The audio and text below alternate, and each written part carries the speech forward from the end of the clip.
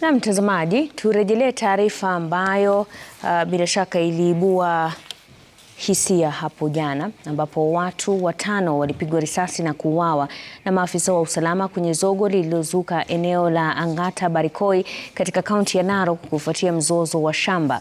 Mzozo huu uliosababishwa na ardhi ya ekari 6,000 ulisababisha watu wengine 10 wakiwemo maafisa wa GSU kujeruhiwa. Mwanahabari wetu Crispin Otieno alikuwa huko kutathmini hali na sasa tunaungana naye mubashara aweze kutueleza mengi zaidi. Crispin, labda unaweza kutueleza leo hii hali iko vipi?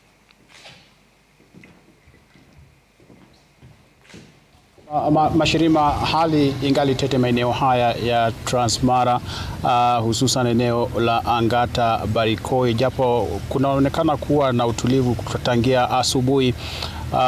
Na kwa sasa Mashirima, tayari maafisa wakuu nchini wa idara ya usalama wakiongozwa na Inspector Generali Douglas Kanja wako angani kuelekea eneo hili tulipo la Transmara kusini, ambapo wanatarajia kuzuru eneo ambalo lilikuwa limeathirika ili waweze pia kutathmini hali. Itakumbuka kwamba hapo jana takriban maafisa wa polisi GSU wale 5 ambao walikuwa wamejeruhiwa vibaya ambao walikuwa katika hospitali ya ngazi ya 3 pale Angata walihamishwa mwendo wa usiku na kupelekwa katika hospitali mbalimbali kama njia mojawapo tu ya kupata matibabu ya dharura. Na vile vile kuna wale ambao maafisa ambao walikuwa wameelekea katika shamba ambalo limezua mzozo eneo la Angata, maafisa kutoka Wizara ya Ardhi ambao pia magari yao tuliona takriban magari 6 yakiwa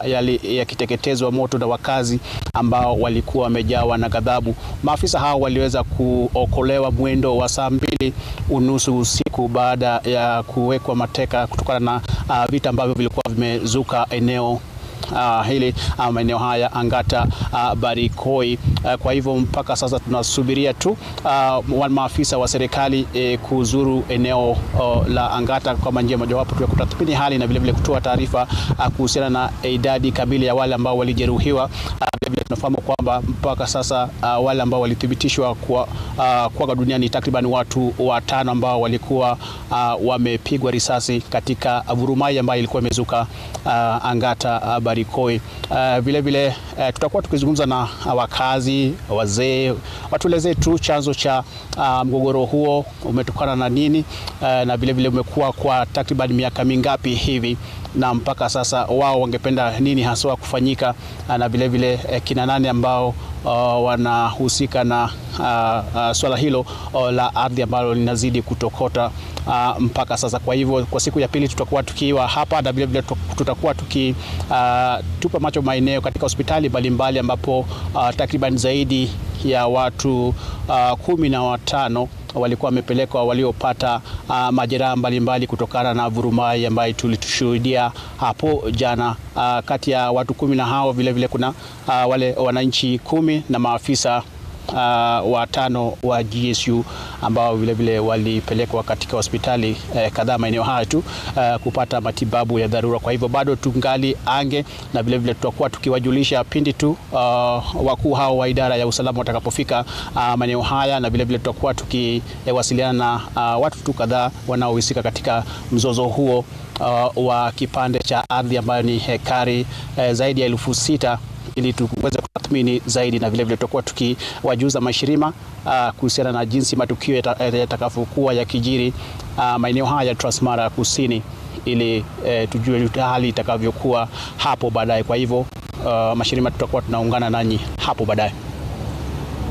Crispin, kama bado unanipata, labda unaweza kutueleza kwa muktasari ni nini haswa ambacho kilienda mrama wakati ambapo ugavi wa ardhi hiyo ulikuwa unaendelea? Na ugavi wa ardhi hiyo ni swala ambalo limekuwa kwa muda, kwa sababu wale ambao ni wakazi wa eneo ambalo linazozaniwa wanasema kwamba ardhi hiyo wamekuwa wakiishi hapo kwa takriban zaidi ya miongo mitatu, wakisema kwamba aliyekuwa rais wa taifa hili Daniel Moi aliwapokeza kipande hicho cha ardhi, wakisema kwamba na hati miliki. Kwa hivyo swala hili ambalo limekuwa likileta uhasama lilikuwa limepelekwa mahakamani ambayo imekuwa kwa muda, na kulikuwa na agizo kwamba maafisa wa serikali wakiongozwa na wale kutoka Wizara ya Ardhi kuzuru eneo hilo ili kuweka zile beacons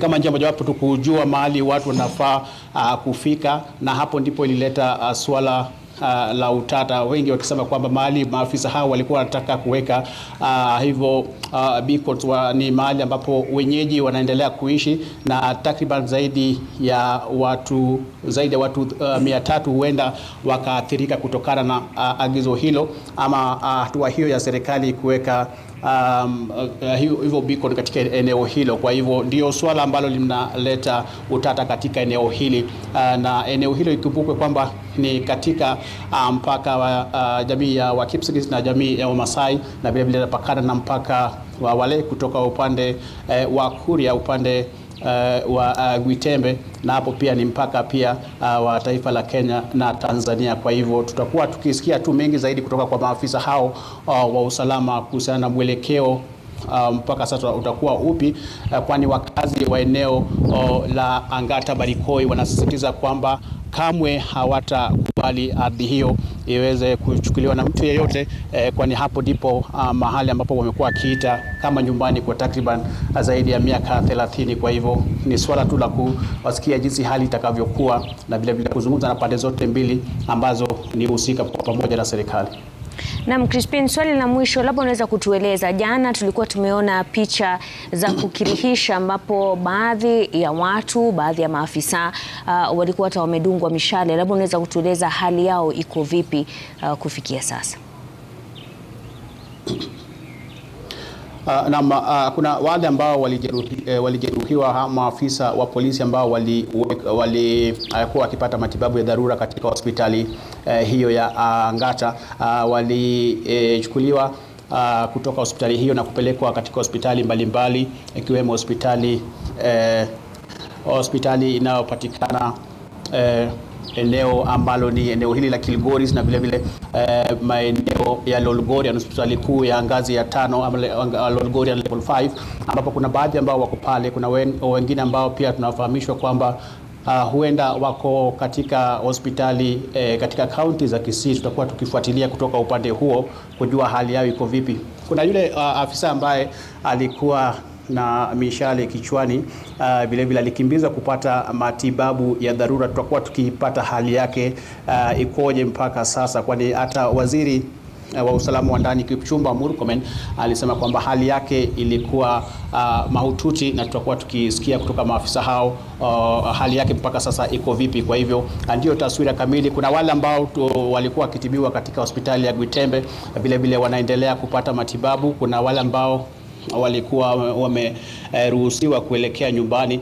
Kwa wale ambao walikuwa na majeraha zaidi wangali hospitali, tutakuwa tukijua idadi kamili ya wale ambao walijeruhiwa kwa wananchi ni wangapi mpaka sasa, na vile vile wale maafisa wa polisi wa GSU ambao walipelekwa katika hospitali mbalimbali, tutajua idadi yao mpaka siku ya leo itakuwa imefika ngapi. Mashirima.